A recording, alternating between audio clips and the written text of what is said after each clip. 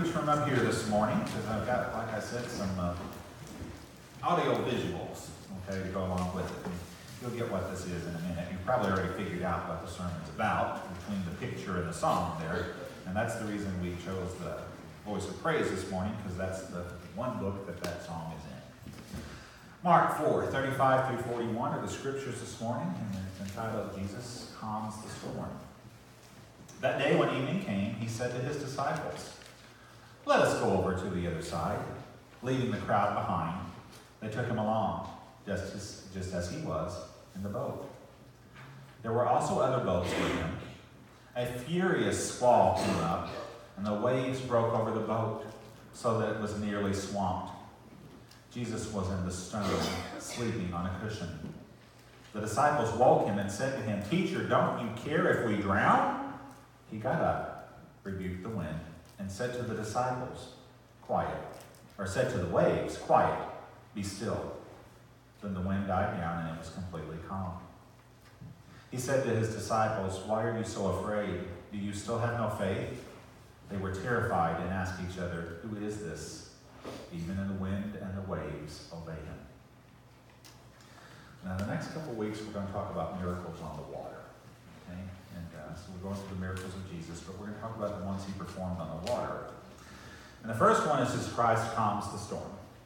Okay? And there's a visual piece to this, and it's on the wall behind me. And if you're familiar with that, that is Rembrandt's famous painting, Christ in the Storm on the Sea of Galilee. Okay? So it was painted by Rembrandt, and I don't know his last name, Van Dorn or Van something or another. I don't know if you know it. It's always just been Rembrandt, okay? The only seascape Rembrandt ever did. Most people have specialties, and he did a lot of portraits and he did a lot of landscapes, but he did not do a lot of seascapes. It's the only one he ever did. And if you look at it closely, I want to point a few things out for you, okay? And so I put this up here, and then I realized I'm going to have something to point with, so that's why I'm preaching from up here. Notice how precarious that boat is, and I know it's a little bit light, but how that boat is at an angle like this.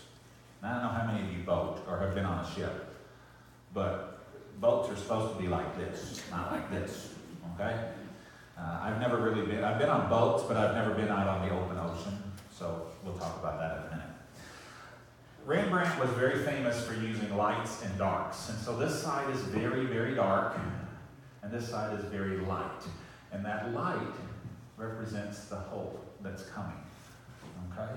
There's also some other interesting things about this. If you look at the faces, and I'm going to try to point some out, but it's a little bit hard to tell.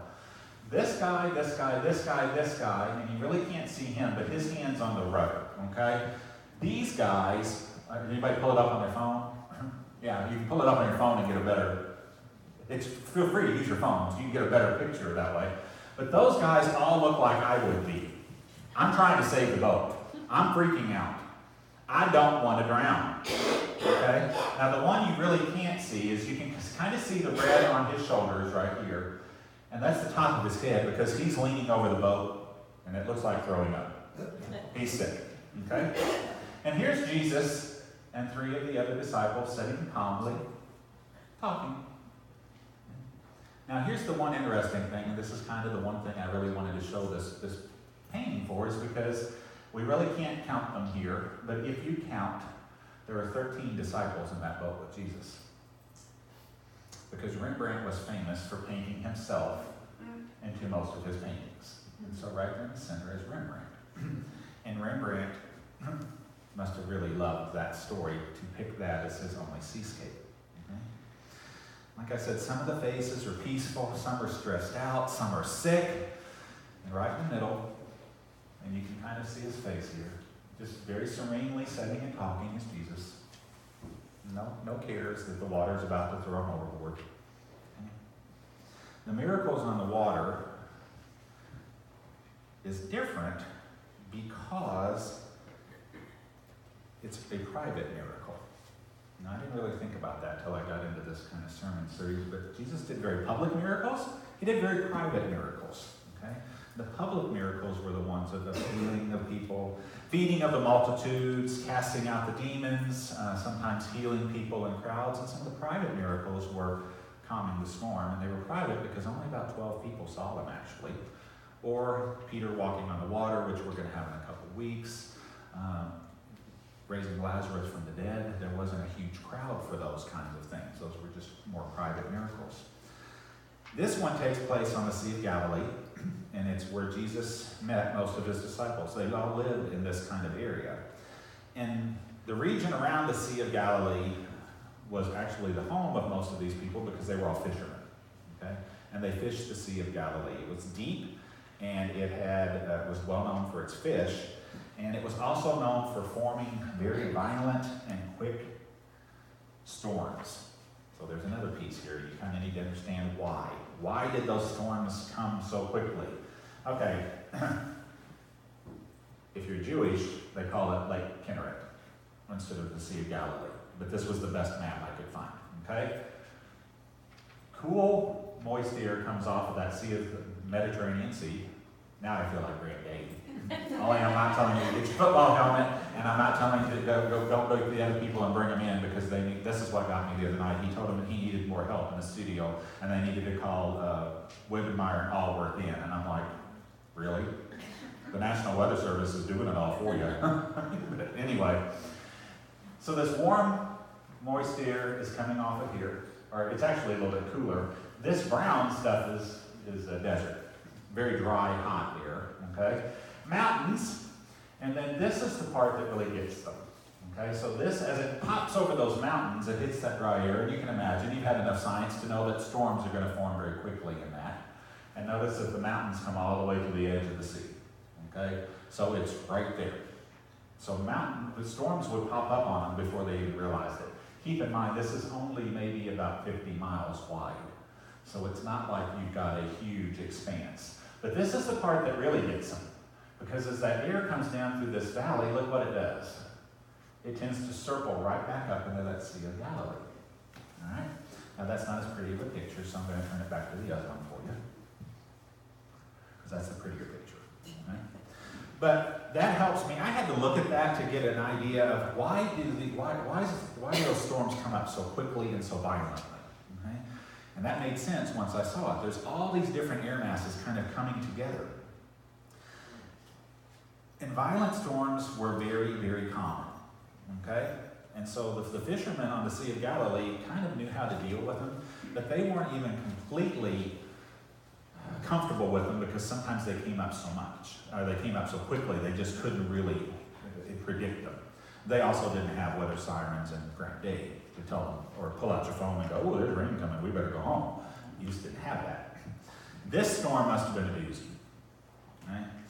I don't know about you, but looking at that picture, if that was anything like it, I would not have wanted to be in that boat. Okay? I like boats, I like being on the water, but not that much. Okay? But like Rembrandt, all of us at some point have been in that boat. We know what it feels like to be anxious and scared. And I'm going to tell you this. We see these people calmly talking to Jesus, but I bet none, I know all of you pretty well, most of us would be these guys. Okay? Most of us would be those people that are anxious and worrying about how we're going to live through this. According to the scriptures, some even wondered if Jesus cared at all. And I wanted to use that song because it says, careth you not if we perish? It's the desperation that comes before the miracle. We've been talking about what causes the miracle or what brings about the miracle, the desperation. Those guys are desperate. Those guys, if you see that one holding that sail, trying to get it back in, have you ever tried to hold something in the wind like that? Talk about things you can't see being powerful. The wind can be very, very powerful. But it should be no surprise to us that Jesus already knows that our desperation and our worries and our distress, because God hears our cries over the rumbles of the storm. And there's an important point to make here. And that is, in the midst of all this storm, we forget that Jesus actually has the power to begin that storm if he wanted to. He can start a storm, but I don't believe he does very often. I think evil starts the storm. Evil knows how to get to us. It knows when we're down. It knows when we're vulnerable. It knows when to start the storm. And in this case, I don't think Jesus started the storm, but I think he ended it. He knew how to put it in place, and that's the important part, is knowing how to end that storm. The scripture says, he got up and rebuked the wind and said to the waves, quiet, be still. And the wind died down, and it was completely calm. Jesus spoke to the storm, and it died down. Then he immediately turned around and spoke to his disciples. And Matthew 4:40 says, why are you so afraid? Do you still have no faith? So after being scared to death and running around in place and trying to save the boat, Jesus calms them down, and then they get chastised by Jesus. Why were you so worried? You still don't have any faith. When things are difficult for us, God commands us to be still and turn our eyes to him.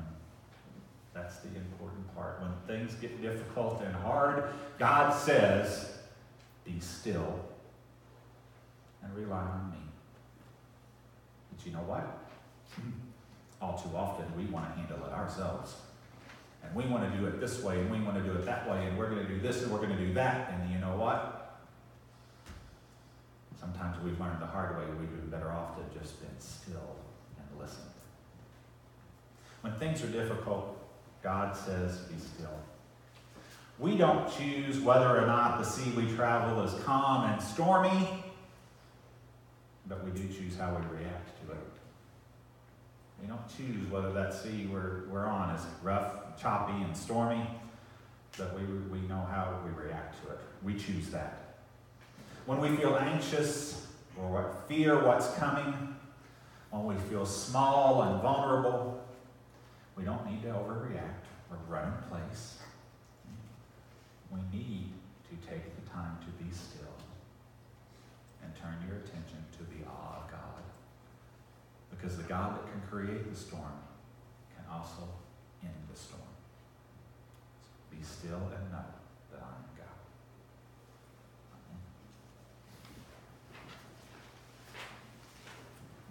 And I'm just going to leave that up there because it's